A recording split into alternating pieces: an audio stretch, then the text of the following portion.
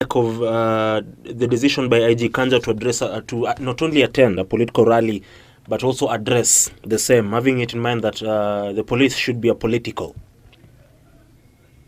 Thank you very much, Kaitan. I tend to think first we need to define the kind of rally that we are talking about. In Kenya at the moment, we do not have political rallies. We do have service delivery, and therefore the current president has gone to a region to look into the development agenda of that particular region. And on that note, instrument of power allows the Inspector General to be with the president at any one time, if called for, in ensuring the security and safety of the president, as well as the citizens who are with the president for that particular time. I can see a significant interest has come up when the Inspector General was mentioned as one of the leaders from that region. I don't think constitutionally if that has any issue in terms of segregation of power or inclining towards political party. And therefore, I tend to think we Kenyans need to define the purpose of the visit versus the role of the Inspector General as the head of security in the country. And at any one time, you even find other police officers. The only issue that probably has popped up was when the president mentioned the Inspector General as one of the person who comes from that particular region and who is leading the security in the nation. I don't think that has any issue with biasness. Inspector General, I don't think if he will stand up and talk to the public in addressing issues related to political matters that is going on in Central. So I tend to think strategically the position currently the Inspector General is holding allows him to be anywhere where the head of state is.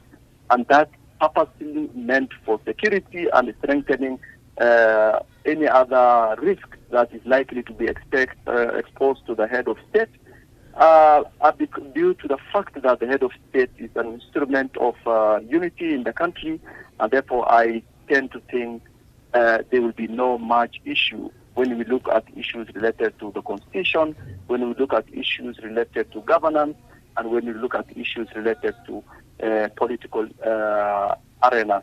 The only time that probably you will ask the Inspector General not to attend any rally is when that purposely that rally is colored with political party colors.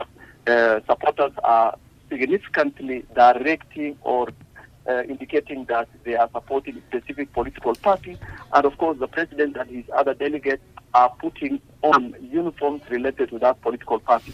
This is not the case. This is a head of the state who has visited a region, and surprisingly you came from that particular region. I mean, the head of state has the mandate to say, even your own son who is working with me is the head of the security in this country, and that scores the development indicators for that particular area.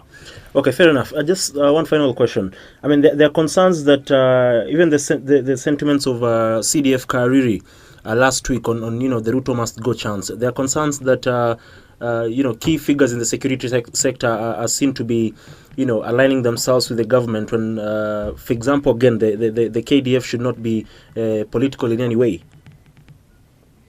I think first and foremost we need to understand the position of the military, the Kenya National Police Service, and the presidency. All those uniformed personnel or sectors are an instrument of power that the government of the day uses, and therefore they operate based on the interest of the government of the day.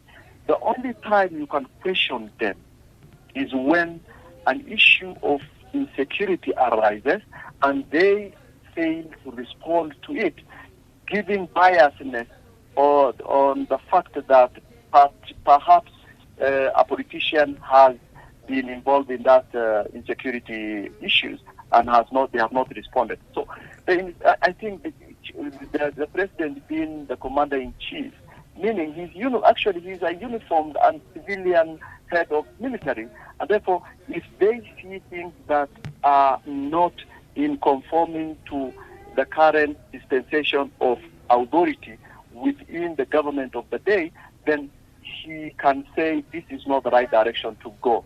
However, historically we have never seen the chief of defense forces speaking in a public arena, commenting on issues related to the executive or the common agenda, as the role of the military is to defend our borders and ensuring that safety and security of this nation is secured.